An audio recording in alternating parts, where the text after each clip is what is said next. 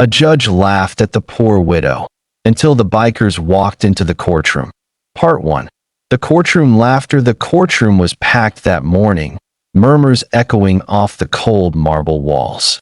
At the center stood Margaret Lane, a frail widow in her late 50s, clutching a worn leather purse that had seen better days. Her hands trembled as she faced the bench, where Judge Franklin, a man known for his arrogance and disdain for the poor, glared down at her with thinly veiled amusement. Margaret's voice quivered as she pleaded her case. Her late husband, a factory worker, had left behind an old house that a greedy developer was now claiming through forged documents. She had no money for a lawyer, no family to defend her, and no one in the courtroom believed she had a chance. The judge smirked. "Mrs. Lane," he said mockingly, "are you really suggesting that a reputable company forged documents to steal your home? That's quite a story. Maybe you should be writing novels instead of wasting the court's time." Laughter rippled through the room. Margaret lowered her eyes, humiliation burning her cheeks. She didn't cry, not here, not in front of them, but inside, her heart broke a little more. "I just want justice, Your Honor," she whispered. "That house is all I have left of my husband." The judge sighed dramatically, glancing at his watch. "Unless you can produce evidence or someone to back your claim, I see no reason to delay this any further." Margaret's silence hung heavy. She had sent letters, begged for help, but no one had come. The developer's lawyer smirked, confident the case was over. But just as the judge lifted his gavel, the doors to the courtroom swung open. Part 2. The unexpected arrival. The sound of boots echoed through the chamber. Everyone turned. A group of bikers, large, rough-looking men in leather jackets, strode into the courtroom, their presence commanding instant attention. The lead biker, a tall man with a long beard and kind eyes, walked straight toward Margaret. He placed a hand on her shoulder gently. "We're here for Mrs. Lane," he said firmly. The judge blinked in disbelief. "And who might you be?" The man introduced himself as Jack Turner, president of the local motorcycle club, the Iron Guardians. Gasps filled the room. The Iron Guardians had a reputation in the town. Some feared them, others respected them. But no one expected them in a courtroom. "Mrs. Lane," Jack continued, "was like a mother to us. Her husband used to fix our bikes back when no one else would touch them. He never charged us full price, always said we were like his kids. When we found out someone was trying to steal her home, we decided to look into it ourselves." The developer's lawyer rolled his eyes. "Are we really going to entertain testimony from a biker gang?" Jack's calm expression hardened. "Club," he corrected. Then he opened a folder thick with papers. "We found copies of the original property documents. And," he added, handing over photos, "we have proof that your client's company forged signatures using digital manipulation." The courtroom buzzed. The judge frowned, taking the papers reluctantly. "Is this verified?" Jack smiled faintly. "We also brought someone who can verify it." He gestured toward the door. Part 3. The truth revealed. A woman entered, nervous, clutching a briefcase. She wore a company badge belonging to the very developer suing Margaret. "My name is Linda Howard," she said softly. "I worked for the developer. I couldn't stay silent anymore. They told me to alter the property documents and file them under Mrs. Lane's name. I was paid to make it look like she sold the house willingly." The judge's jaw dropped. The lawyer for the developer turned pale. "That's absurd," he shouted. But Linda opened her briefcase, producing emails and transaction records. Every detail matched Jack's evidence. The courtroom erupted into chaos. The same people who had laughed at Margaret now sat stunned. The judge, flustered, banged his gavel repeatedly. "Order! Order in the court!" Margaret stood motionless, tears finally spilling down her cheeks.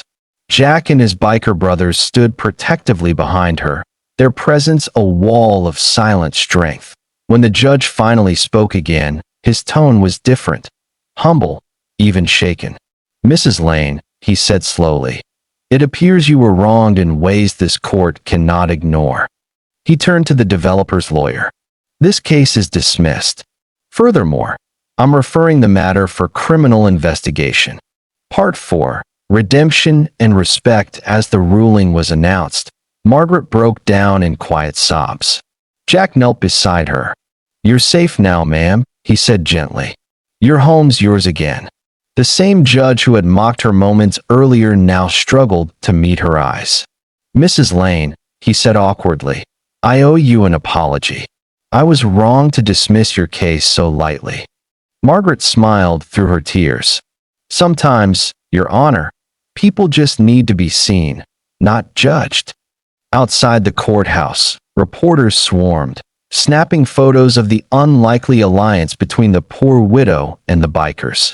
Margaret looked small among them, yet somehow radiant, proof that kindness and justice still existed in unexpected places. Jack chuckled. "You've got a whole lot of people who care about you, Mrs. Lane. Don't forget that." Part 5. The legacy of courage. Weeks later, the developer was arrested, and the company collapsed under the weight of scandal. The story of the poor widow and the biker club spread across the country. People called it justice on two wheels. Margaret kept her home, but more than that, she regained her dignity. Every weekend, the Iron Guardians would visit her small cottage for tea and pie. She'd scold them like sons when they parked too close to her rose bushes, and they'd laugh, calling her mom. As for Judge Franklin, the incident changed him. He began volunteering his time to offer free legal guidance for low-income families. A quiet attempt to make amends to in her living room, surrounded by photos of her late husband and her new extended family of bikers, Margaret would often smile and say, "Sometimes, angels don't come in suits and ties. Sometimes they ride Harleys." When gratitude turned into purpose, months had passed since the day justice was served. But for Margaret Lane, life was no longer the quiet, lonely struggle it once had been. The little cottage she had fought so hard to keep was now filled with laughter, the sound of engines rumbling in the distance every weekend as the Iron Guardians came to visit. The men who once seemed rough and untouchable had become family. Jack, their leader, always arrived first, carrying groceries or fixing things around the house that needed repair. One of the younger members, Mike, had even built a wooden ramp outside her door after she slipped on the icy steps that winter. They never let her pay them a cent. "You gave us kindness when we were nothing," Jack often said. "This is us paying it forward." But Margaret didn't want the story to end with her. She knew there were others, widows, single parents, struggling workers, fighting battles just like hers, unseen and unheard. So one morning, over coffee and homemade pie, she made a decision that surprised everyone. "I want to help people the way you helped me," she said. "There are others being pushed out of their homes by greedy hands. I can't ride a bike, but I can still fight." Jack grinned. "Then we'll fight with you." And so it began. The Widow's Watch Project, a small volunteer group led by Margaret and supported by the Iron Guardians. They started helping vulnerable families in legal trouble, tracking unfair landlords, finding pro bono lawyers, and organizing community fundraisers. What started as one woman's plea for justice became a movement that spread across nearby towns. Reporters came to interview her again, but this time, the cameras weren't focused on her tears, they were focused on her strength. Standing beside her biker family, she spoke firmly to the crowd. "Justice isn't a privilege. It's a right. And sometimes, the people society looks down on, the poor, the bikers, the broken, are the ones with the strongest hearts." The audience erupted in applause. Even Judge Franklin attended that event quietly, sitting in the back, unseen. When it ended, he approached her, humility in his eyes. "You've changed me, Mrs. Lane," he admitted softly. "I used to think power came from position. Now I know it comes from compassion." Margaret smiled gently. "Then maybe the world still has hope, Your Honor." Part 7. A final promise. Years later, Margaret's cottage porch became a symbol of unity. People came not just for advice, but for comfort, guidance, and the warmth of her presence. The Iron Guardians had grown too.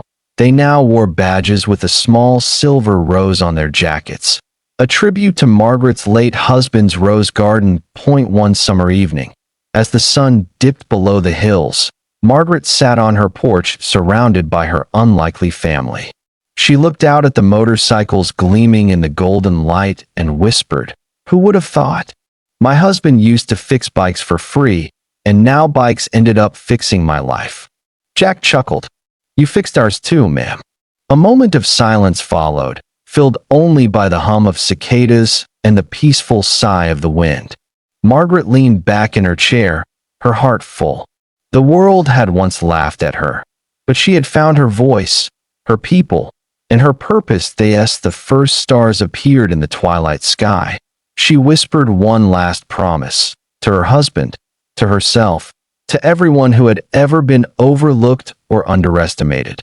No matter how small you feel, never stop standing up for what's right. Because one brave heart can change everything. Sparkle's final inspiring message: kindness is not weakness. True power lies not in wealth or authority, but in courage, loyalty, and the willingness to stand beside the broken until they rise again.